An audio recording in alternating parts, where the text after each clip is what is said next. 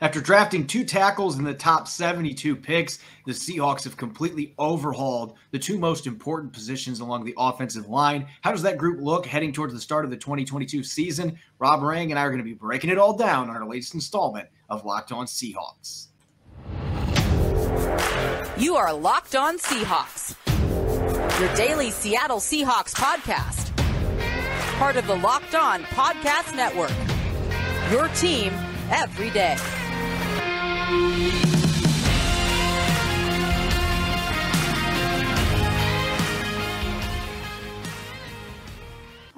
Greetings, 12. This is your host, Corbin Smith. Joining me as always for Locked On Seahawks, my co-host in crime, Rob Rang. Thanks for making Locked On Seahawks your first listen 5 days a week. We greatly appreciate it. We got a jam-packed Monday episode coming your way. We're going to be diving into the quarterback situation. Once again, a couple names floating out there that still could potentially be Seahawks before the start of the 2022 season. We're going to start our Ranking Seahawks series. We do this annually, switching things up a little bit this year. We're going to have our first 6 players on today's show and continuing our position-by-position depth chart review, going back to the offensive side of the ball with the offensive tackles that are supposed to protect the quarterback. This episode is brought your way by BetOnline. BetOnline has you covered this season with more props, odds, and lines than ever before. BetOnline, where the game starts. Now for your lead story here on Locked On Seahawks. Pretty much every day for the last 3 months, there's been discussion about potential quarterbacks that the Seahawks could pursue,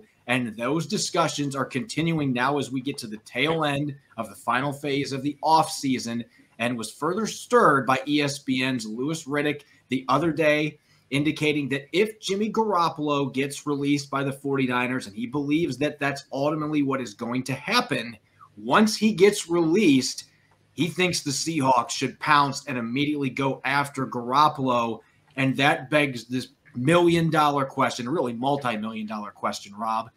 Baker Mayfield's been linked to the Seahawks. He's disgruntled. The Browns might have to release him when it's all said and done. The same thing for Jimmy Garoppolo with the 49ers. The Seahawks for now seem content with Drew Lock and Geno Smith, but if those 2 guys hit the market, who do you think is a better fit for the Seahawks and why? Well, I think that you have to go with the younger, healthier, potentially cheaper player in Baker Mayfield. If you were going to make the decision between those 2 players. And I'm very high on Jimmy Garoppolo as well. I've been high on Jimmy Garoppolo since his days at Eastern Illinois. Really liked his fit with the New England Patriots and the way that he spreads the football around.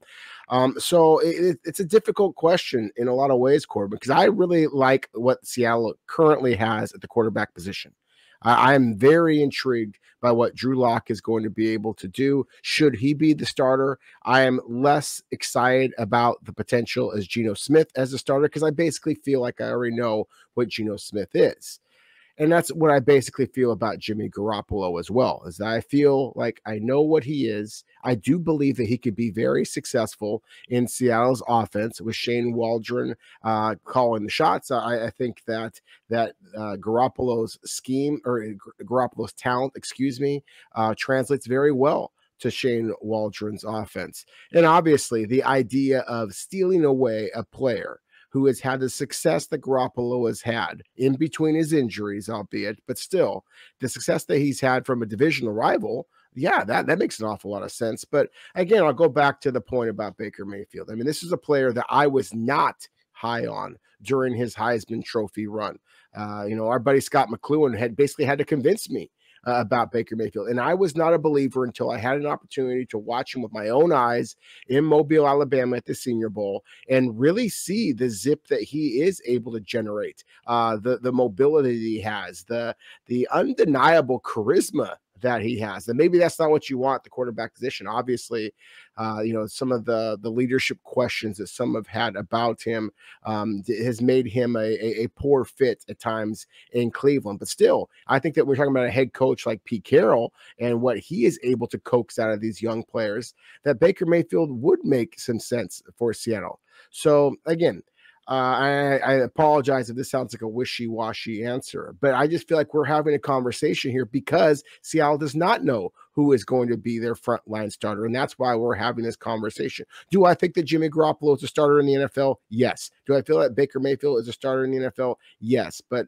I also think that Drew Lock can be a top 25 quarterback in the NFL as a starter as well. And obviously he's already here in Seattle. And if you add all of these quarterbacks, then you really don't have any one person who is able to get the bulk of the snaps and be able to kind of hit the ground running. And that's why, while again, I have a great deal of respect for both of the two quarterbacks that might someday be available to Seattle and Garoppolo and Mayfield, I personally think that Seattle should stand pat and stick with Drew Lock, Geno Smith, and Jacob Eason as their three-headed monster at quarterback. Yeah, I think three-headed monster is an interesting phrasing there with these guys, but nonetheless, I think you and I can agree on this. I'm not going out and getting Mayfield or Garoppolo if I have to take on a chunk of their salary and I have to give up a future draft asset. I think the Seahawks are playing their cards correctly here. Now, if one of them hits the market and they're available as a free agent, you can sign them for veteran minimum or close to, then you reopen the possibility of signing them, because I think both of these quarterbacks, at least what we have seen from Drew Lock to this point, what we have seen from Geno Smith to this point, I think both of these quarterbacks would be upgrades. So I don't know that Garoppolo would be much of an upgrade. I think it would be a slight bump. So I'm not sure that if Garoppolo hit the market that I would be aggressively pursuing. Maybe I'm turning the rock over and seeing if there's a potential fit there. And I know that he'd be a good fit in this offense because he's been running Kyle Shanahan's offense for the last few years. A lot of similarities to what Shane Waldron's going to be running here in Seattle, especially with different quarterbacks. But I just don't know how much more of a ceiling there is there. You want to talk about durability issues. Baker Mayfield missed some time last year, played injured, but he has not had the injury problems that Jimmy Garoppolo has had over the last couple years. Garoppolo is 3 full years older as well. So if I had to choose between these two, I just think Mayfield has a better chance to elevate your team than what Jimmy Garoppolo does. To me, there's more mobility there. I think he's more durable, even with last year's shoulder injury. I mean, he played through it. He gutted through that injury. So he's got the toughness checked off. I think he throws with more zip.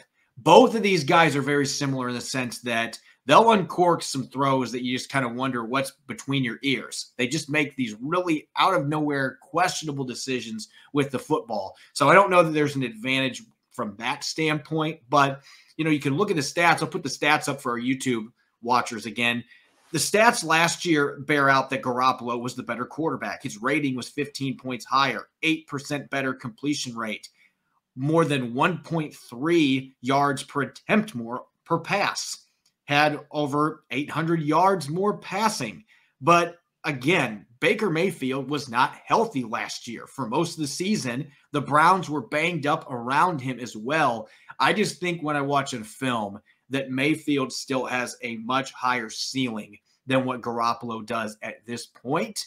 And I feel like if there's a guy here that is more than a stopgap, it's Mayfield. And that would be the kind of guy I would want to bring in now. It has to be somebody that I think maybe could be more than a one-year rental. Otherwise, I'd rather go with Drew Lock here and see what you got in a player that's 2 years younger than what Baker Mayfield is. And that might not be the popular idea for fans right now who are looking for an instant upgrade at quarterback, but I don't know that either one of these guys moves the needle enough to get super excited. If you're going to pick one, to me, Mayfield just has the higher ceiling that's untapped to this point.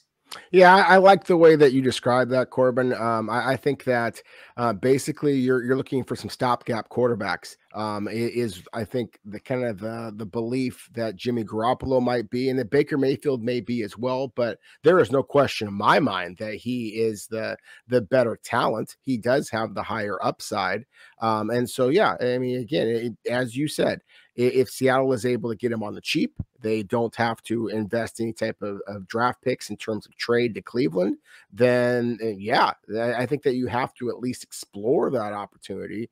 But again, I look at the size, the athletic ability, and the arm strength, and Drew Lock is ahead of both Garoppolo and Baker Mayfield, in my opinion. So that's why I think that Seattle should kind of stick with what they've got.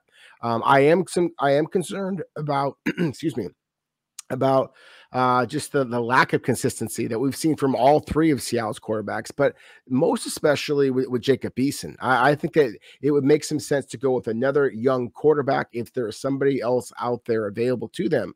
But if you're going to bring in a guy who's expecting to come in and be the starter, as Garoppolo and Baker Mayfield clearly would be expecting to be, then I just think that you basically cut yourself off at the knees here with the trade that you made, and obviously sending Russell Wilson to Denver, but also getting back Drew Lock. I think there's a reason why Garoppolo, was selected where he was, and Baker Mayfield was selected where he was, number one overall. But we can see the lack of success, lack of consistency that both of these two quarterbacks have faced in the NFL. And when we look at the numbers of Garoppolo, in comparison to Mayfield, not only this past season but over their careers, there's no question Garoppolo has better numbers. But you kind of hinted at this before. I'm just thinking the level of competition that they're facing, the fact that the San Francisco 49ers have been a very good team for a long time, had of course the 2 years ago where they were absolutely terrible, but Garoppolo was injured much of that year. So it just shows how important that he was to the roster, but also the talent that he was playing with in San Francisco. I mean, it's a lot easier to pad your statistics when you have a guy like Debo and George Kittle collecting passes compared to what Baker Mayfield was kind of dealing with in Cleveland. So I think that there's a greater upside with Baker Mayfield, but at the same time, it is not such an upside that I think that Seattle should be doing whatever they possibly can to acquire Baker Mayfield. And that's why it feels like, and it's everything that the Seahawks have been saying, both publicly and, kind of behind the scenes a little bit, at least from what I've been hearing, is that they feel very confident in the quarterbacks that they already have in the fold. This storyline is not going to go away, though, as long as there is not a resolution for either one of these guys. And, as long as there's a possibility they could be released. The Seahawks are going to be a team that are going to be linked to both of these guys because they traded Russell Wilson. Drew Lock and Geno Smith have losing records as starters. Jacob Eason has never started a game in the NFL. So this is the team that you're going to link to quarterbacks. Clearly, it's a major area of need unless Drew Lock just turns the light switch on, and maybe that's what the Seahawks are hoping for. We are going to be finding out here soon when training camp starts at the end of July.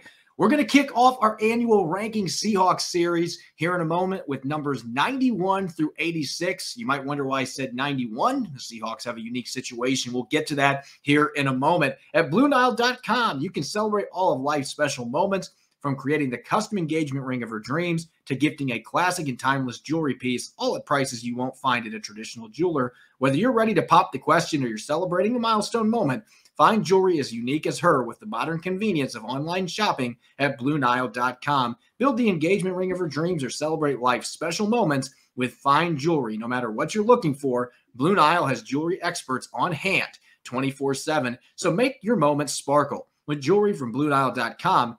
Locked On Sports listeners get $50 off purchases of $500 or more. This podcast exclusive includes engagement, so make sure to use the code LOCKEDON. Plus, every order is insured, ships free, and arrives in discreet packaging that won't give away what's inside. Shop stress-free and find your forever piece. Go to BlueNile.com today. You're listening to the Locked On Seahawks podcast, Monday edition. I'm Corbin Smith. Joining me, as always, my co-host, Rob Rang. Thanks for making Locked On Seahawks your first listen 5 days a week. And make sure to check out the ultimate NBA mock draft starting on June 16th. With over 50 insiders, nothing equals the ultimate NBA mock draft. The Locked On NBA Big Board draft experts, plus the Odyssey insiders. First pick is June 16th. Search Ultimate NBA Mock Draft and follow now so you don't miss a pick. As we do each and every year, it's crazy to think we're already at this point, but when you have 91 players to break down and you've got 6 weeks until training camp, we're going to be to report day here in about 5 seconds. We're going to blink and it's going to be football season. And so with that being said, Rob, it's time for us to tackle the task of going over all 91 players on the roster. And for those wondering why there's 91 players, Aaron Doncourt received an exemption again from the NFL. So he does not technically count against the 90-man roster limit. Even though he's now in his second season, the Seahawks are able to have 91 players on their roster as a result. And so let's get to it, Rob. I'm going to kick it off, and I'm going to throw it to you first here on our list. Number 91, a player that was a late addition to the Seahawks roster before the start of OTAs, heralding from Montana State, Kevin Kassis. Yeah, Kevin Kassis, a wide receiver. You can, those of you watching on YouTube can see him staying there right next to Geno Smith. And you're talking about a guy who is 6 foot, 202 pounds. Wide receiver kind of ran in the 4.5s in a pro day. He was very productive by Montana State perspective, very productive, for the Bobcats. But at the same time, when you look at his career numbers, it's not the kind of thing that's really going to wow people. He was a third team all Big Sky player, wound up over his career catching 152 passes, but for only 1,966 yards. Montana State just does not throw the football very often.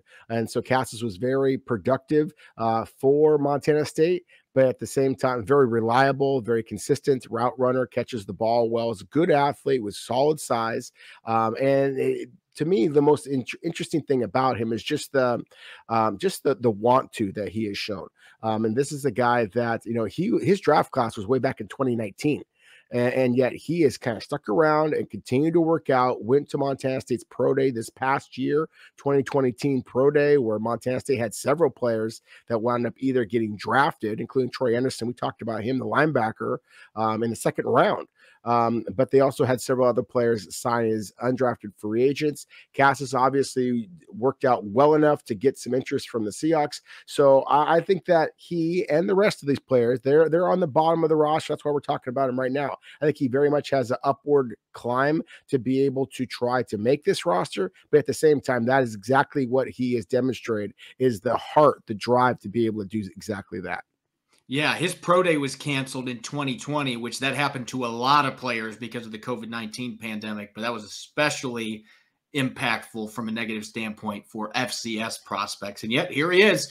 He's going to get a chance, barring a roster move before the start of training camp. He's going to get his first shot to compete for an NFL team 2 years later. So a great story. Now going to number 90 on our list. And this is a player that I actually, looking at our rankings, we compiled these a few weeks ago during the middle of OTAs, and I'm not so sure that Keke Brewer shouldn't be higher on this list just based on what we saw last week at mandatory minicamp. Now, I know, again, it's fake football, and we're going to keep referencing that. No pads, no contact, no 11 on 11, at least in their actual practices that are not walkthroughs. But this kid went out and had a touchdown catch from Geno Smith. He showed some toe drag swag on a sideline catch from Drew Lock. At 238 pounds, you could see some decent movement skills, better than you would anticipate. His pro day numbers were not great. And this is a guy that was not necessarily an overly productive receiver at Texas, had over 600 receiving yards in 5 years on campus and 8 touchdowns. Not big numbers, especially in the pass-happy Big 12. But you also have to think about the quarterback situation at Texas the last few years. They've really struggled to develop a quality quarterback there. And so certainly players like Brewer were impacted by that. But this is a guy that's a move tight end. He can play inline blocker. He can be an H-back. He can play fullback. He can even play in the slot if you ask him to. He can move all over the field. Clearly, he is a true tight end. He's experienced with the position all those years playing at Texas. And this is a guy that, if he plays his cards right, maybe he can leapfrog Tyler Mabry on the depth chart. If that happens, then he very well might be a practice squad candidate to start the season. And we know from the last several years, if you're a practice squad tight end, you've got a pretty good chance to play at least in a couple games in the regular season as a practice squad call-up. So unlike Kassis, I think Brewer is certainly a player that could be in the mix for a practice squad spot when it's all said and done.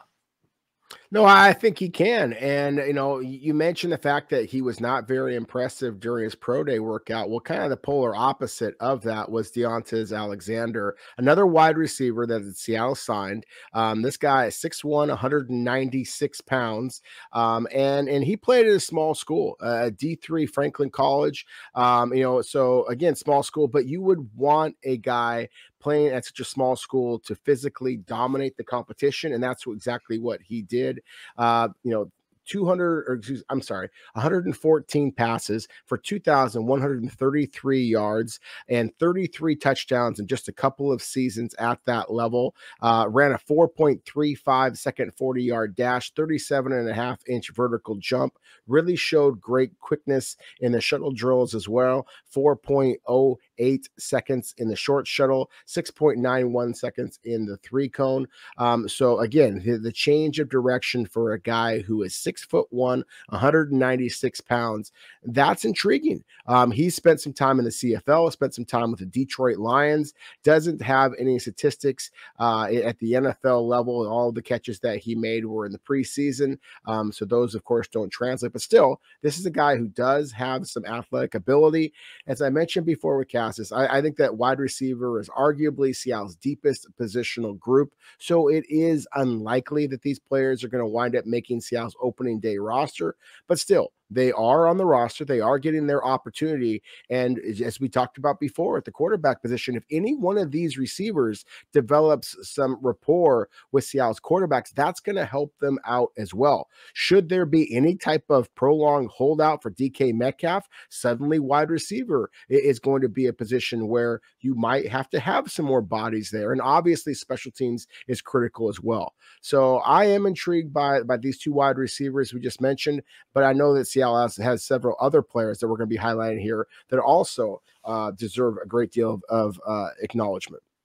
The Seahawks signed 4 undrafted safeties after the draft, and to an extent, all of them intrigue in their own way. The first one we're going to talk about, though, coming in on our list at number 88, Scott Nelson out of Wisconsin, 6'2", 203 pounds. Didn't play a lot of games for the Badgers until his senior season, but last year, 58 tackles, returned an interception for a touchdown. And, you know, you and I were joking about this before the start of the show when we were doing our planning. And you and I have seen Scott Nelson on the field at Wisconsin. We've seen him now in a Seahawks uniform. This guy does not look like he would be a super athletic safety. He just doesn't. But looks can be deceiving. You look at this guy's pro day numbers, 4.49 40-yard dash, 39.5-inch vertical, 6.8 second 3-cone. So he's got all three things working for him. He's got straight line speed. He's got explosiveness in the leaping ability category, and obviously great change of direction skills with that 6.8 second 3-cone drill. So you bring in a player like this that you know is coming from a very good program in Wisconsin that kicks out a lot of NFL talent. He's played special teams. He clearly has some ball skills. He'll come up and he'll hit you, and he's very athletic. A guy with those kind of traits who's played really good competition in the Big Ten, those are kind of undrafted free agents that you have to keep an eye on. So safety, that's going to be a very difficult position for any of these undrafted guys to make the team with the depth and the talent the Seahawks have there.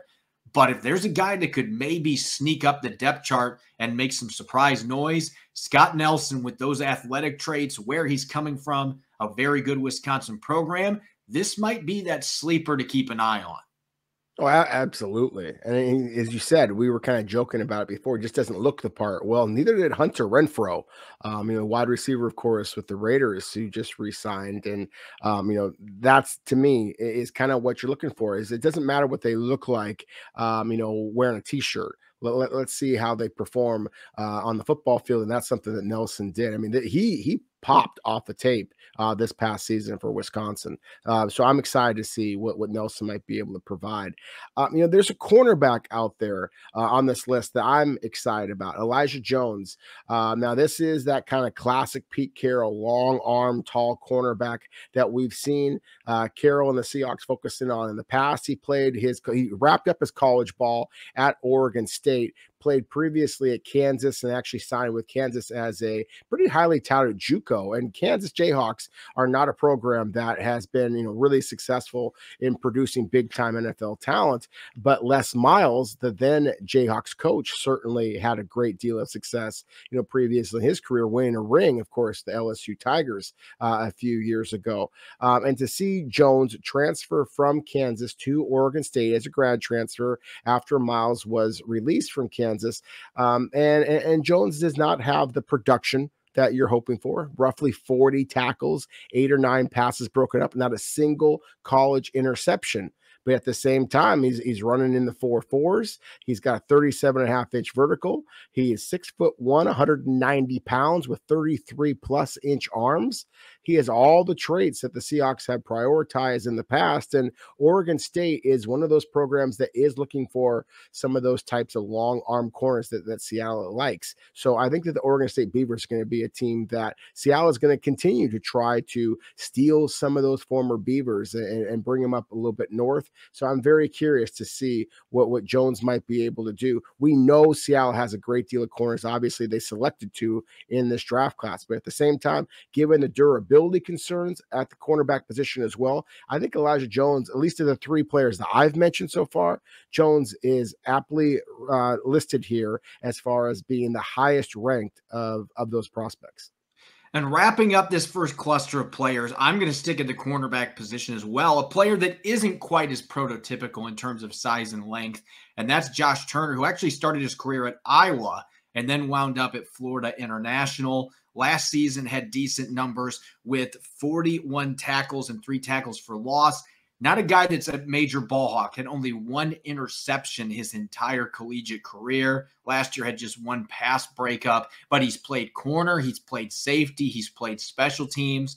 And at 5'11", 180 pounds, not a big guy necessarily, but not a super small corner either. They're listing him at the corner position. He's been playing some on the outside, maybe a player they could look at in the slot if they wanted to as well. There's a log jam at that position. So like with Jones, going to be very difficult to make this football team. But if you can stand out on special teams, that can go a long way. The fact that this kid has played some safety as well in the past, that'll never hurt as well. The more you can do, the better chance you have to make the team. So both these guys are going to have a very difficult time sticking on the 53-man roster, but they could certainly be practice squad candidates, particularly Jones with his length and size. And when you look at Turner with the versatility and the special teams ability that he brings to the table. We're going to continue our position-by-position review here in a moment, slipping back to the offensive side of the ball. The tackles are going to be held responsible for protecting Geno Smith or Drew Lock this upcoming season. BetOnline.net is your #1 source for all your betting stats and sports information. Find all the latest sports developments, news, and odds, including this year's basketball championship matchup,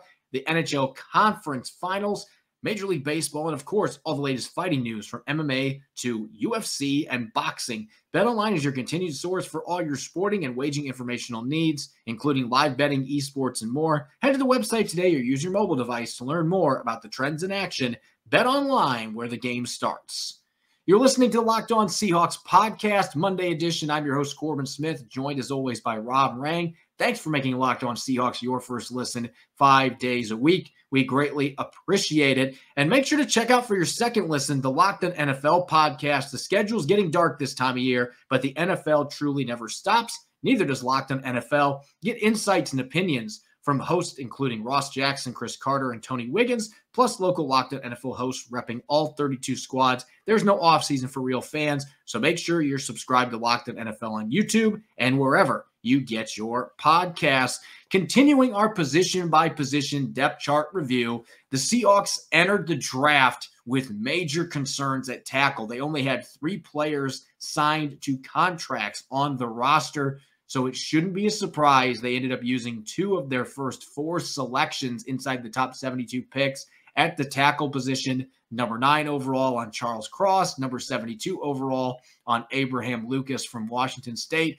Both of them are going to have a great chance to be day 1 starters and playing against the Denver Broncos in September. Rob, let's look at the tackle depth chart, shall we?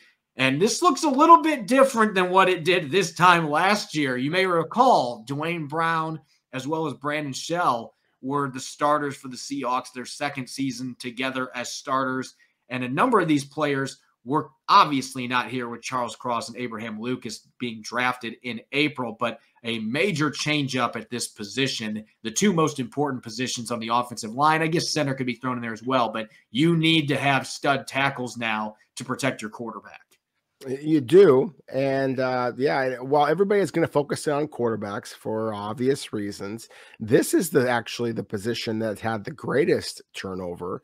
As you just mentioned, we had Dwayne Brown, a multiple time Pro Bowler and a 10+ year starter in the NFL as a former first round selection. And Brandon Shell, of course, was a multiple year starter in the NFL as well.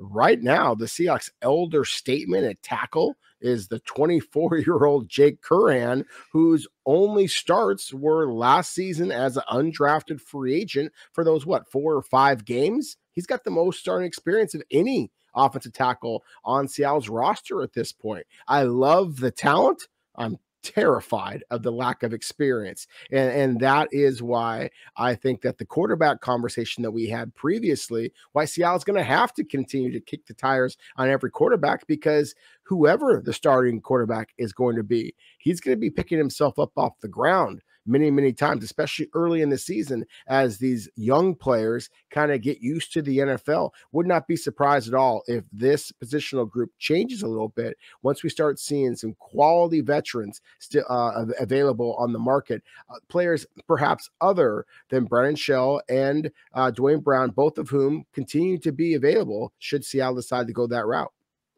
Yeah, I don't think they're going to be going back that direction unless one of these rookies gets banged up. But there's no question about it that this is a group where if there's another young tackle that becomes available that they like at the end of training camp through cuts, they might want to bring somebody in, because you love the upside for Cross and Lucas. And just for the sake of this simulation, based on what I'm hearing, I think there's a very good chance that we see both these rookies starting in week 1 at this point. I think that's what the Seahawks want to have happen. That's not to say that Jake Curhan's not going to step in and have other plans, because Curhan could win this job. He's got the talent. He played well enough last year. But the Seahawks want Abraham Lucas to win that right tackle job. They want Charles Cross to win the left tackle job. Those guys are most likely going to be your starting combination as rookies on day 1. You look behind him, though, Stone Forsythe played 14 offensive snaps as a rookie last year. He's hardly played in any NFL games. He's basically a rookie that's had practice reps and preseason games. That's basically what he has done to this point. Curhan started those 5 games, and you said he's the elder statesman. Greg Island didn't even dress for a game last year as an undrafted rookie. He was on the practice squad the entire season, but has never played in an NFL game. And Liam Ryan, who is also an undrafted rookie coming in out of Washington State, played with Abraham Lucas. He's been banged up and missed all of minicamp with crutches on, some type of a lower body injury. So this is not a group, when you look top to bottom, that you're thinking, you know what, I think we're in pretty good shape. You love what your future prognosis is. If those 2 rookies play well right away and they grow as the season goes on, then yeah, this could be a very good group by the end of the season, at least top heavy wise. But you have a lot of question marks with everybody else that is there on the depth chart, just the lack of experience overall. Yeah, that's the biggest concern you have. Again, it's not about talent. It's about the toughness. They're and you got a guy like Charles Cross, who of course has been as a starter the last couple of seasons at Mississippi State in the mighty SEC. You got Abe Lucas, who was a 4-year starter, in the Pac-12. Liam Ryan as well. And you mentioned him, but Ryan has a funny build for a tackle, similar to Jake Curhan. He's got a frame, especially those short, stubby arms. I think they're 32.5-inch arms, if I remember correctly, that suggest a possible move inside to guard, perhaps even center. Ryan is a guy that has the intelligence and the toughness to be able to handle that transition, but he just wasn't asked to do that very much, at Washington State. And obviously, for the same kind of concerns that we previously talked about with Charles Cross and Abe Lucas, that air raid system, same thing is going to apply, of course, with Liam Ryan. So that's the biggest concern I have, is that do these guys have the toughness, just the physicality, to be able to compete at the NFL level as rookie starters? Now, I agree with you. I think that Charles Cross basically is going to be given the left tackle position. And that's not to suggest I don't think that he would deserve it. I think that he likely would beat out most NFL veterans that Seattle might be able to bring, just because the talent is so obvious. But at the same time, one of the concerns I had about Charles Cross in the draft evaluation process is when people are able to push into his chest, he's got a little bit narrow base and you can bull rush him. And that is 101 in the NFL. He is going to be tested. Abraham Lucas, I just like his frame. I like his physicality. I like the nastiness with which he plays. I don't have those same concerns about the bull rushers. I do have some concerns about his speed to the outside. Terrific in the 40-yard dash, but he does have heavy feet when he's dropping back in pass protection. And so I do have some concerns that way. I think that Seattle's offensive tackles are going to be their starters for the long term. In Cross at left tackle, Lucas at right tackle. I think that's going to be basically, exactly why Seattle did what they did, why Seattle is going to be going with a veteran quarterback right now, and then seeing what they've got for the future. And I think that these young tackles learning on the fly is going to help Seattle in the future. But this first season, again, everybody's talking about how the quarterback play might be a little bit questionable. I think the tackle play is going to be a little questionable in 2022.